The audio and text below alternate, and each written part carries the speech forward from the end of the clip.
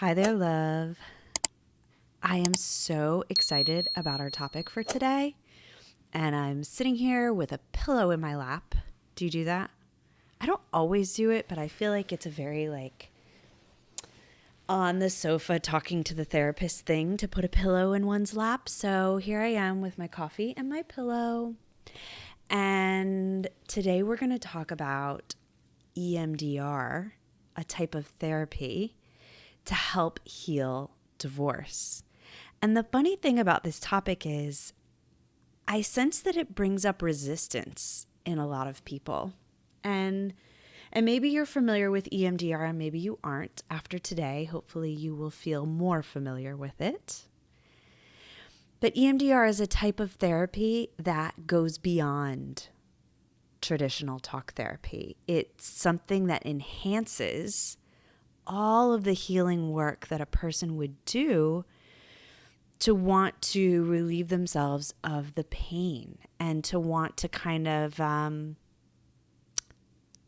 future-proof, would you say? Like your relationships and this new life you're building. EMDR stands for eye movement desensitization and reprocessing. Now, as a trained EMDR therapist, I would say do not get too caught up in what it's called because it doesn't really have much to do with how you experience it. I became an EMDR trained therapist in 2017, right after Hurricane Irma. So I had been divorced for a while, and I had been working with people who were divorced for a while. And I think the reason that I am so pro EMDR is because I had an entire career of working with people and of trying to heal myself, not by myself, right? But working to heal myself for a while before I found what I believe to be one of the key missing pieces. And once I became EMDR trained and I started experiencing EMDR as a patient, I saw myself grow leaps and bounds beyond what I had already done and started immediately working with my clients and saw it cut their healing time.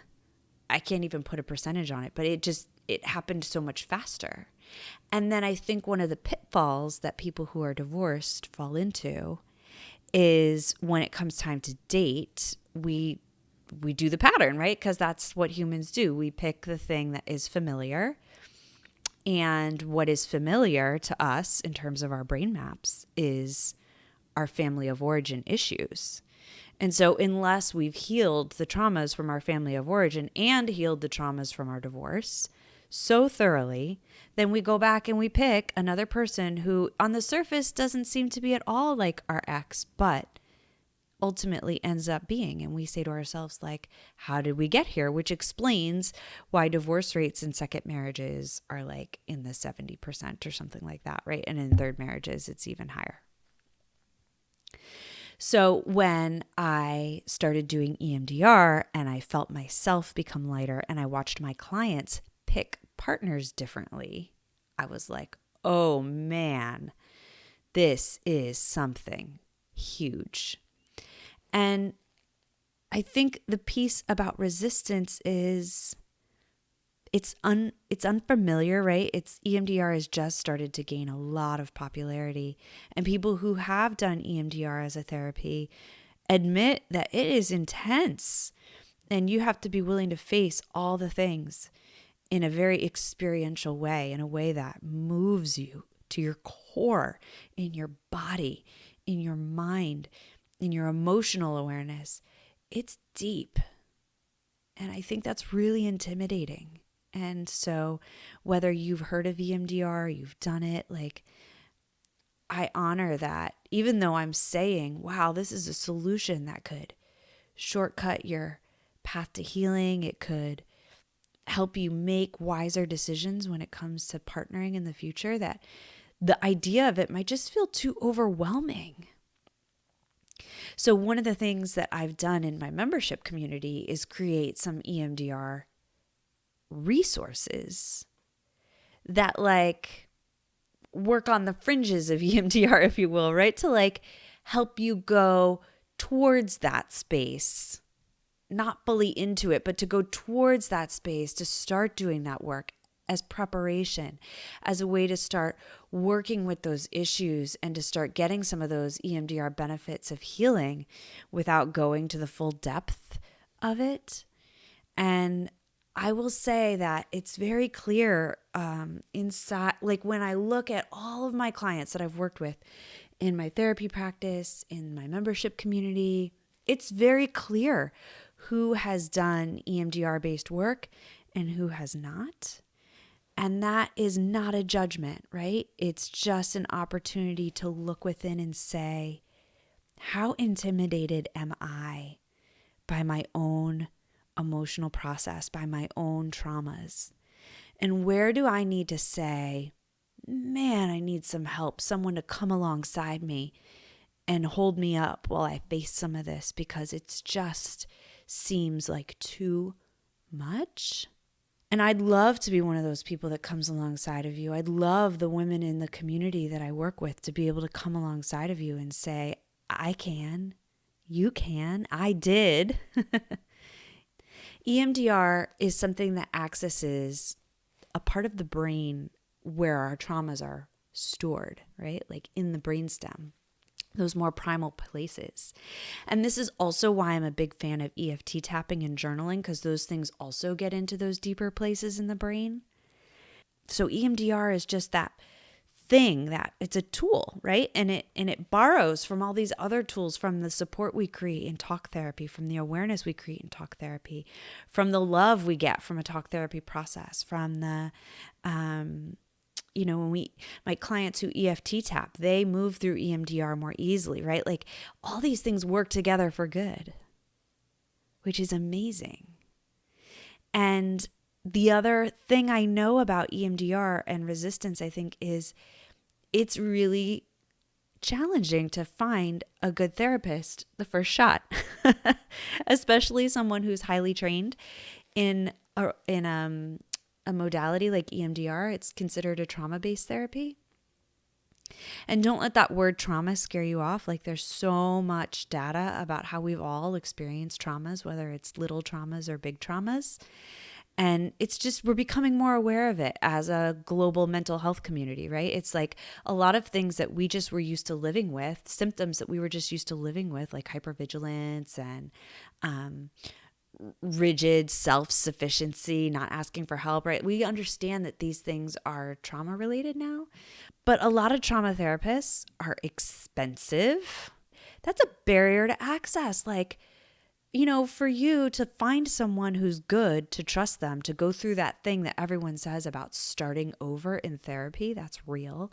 And then to have the time resources, the emotional resources while you're single, and the financial resources to take on something like EMDR, girlfriend, I get it.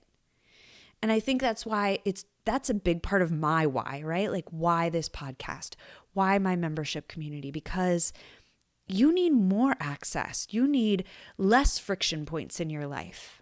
So I constantly challenge myself to say, how can I create more access for the women who want this help, but maybe it's too overwhelming, or maybe it's too expensive, and maybe they need to understand it better before diving in.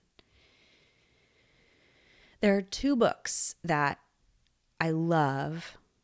They're not short books, I admit. But like, listen, you don't have to read the whole book to get the concept, right? Like, there's a whole new trend about reading books in 15 minutes. There's, I think, there's like an app out there that's like, read this book in 15 minutes, where it sums up a book for you, right? So like, I'm going to give you the two book concepts and then like, just do a little Googling and get the gist of it, right?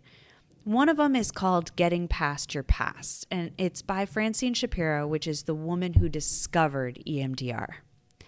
And this book explains so much about EMDR, why it works, what it is, why we need it, why it's so profoundly effective.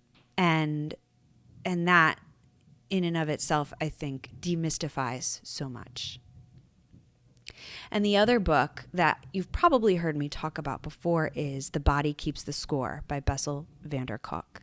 He's a doctor who really specializes in trauma and how the body stores traumatic content. And so those two books together explain so much. And I really think lay the groundwork for the why it is that we need to do this work at this level. Because love, if you don't do this work at this level, I am not trying to fire and brimstone you right now. Like, oh my goodness, let's take it back a notch. Let me wrap you in a hug first. Okay. Pillow on the lap, wrap you in a hug. We have our cups of coffee. We're just chilling on the sofa together. But love, I don't want you to go through this again.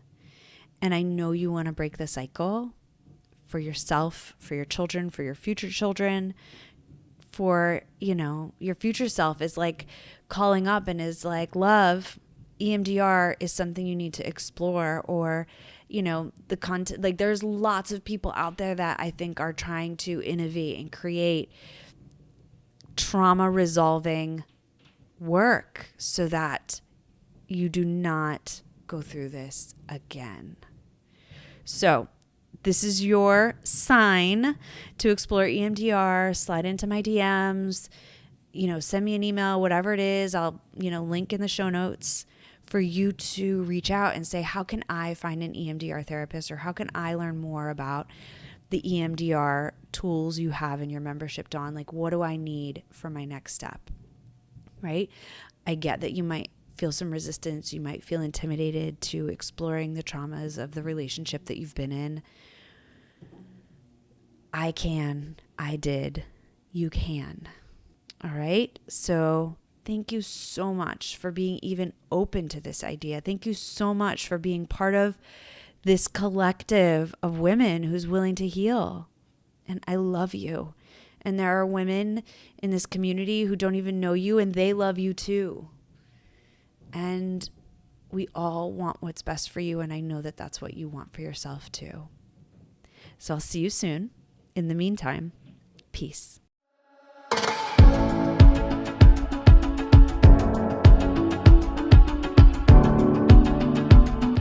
Dear Divorce Diary is a podcast by My Coach Dawn. You can find more at mycoachdawn.com.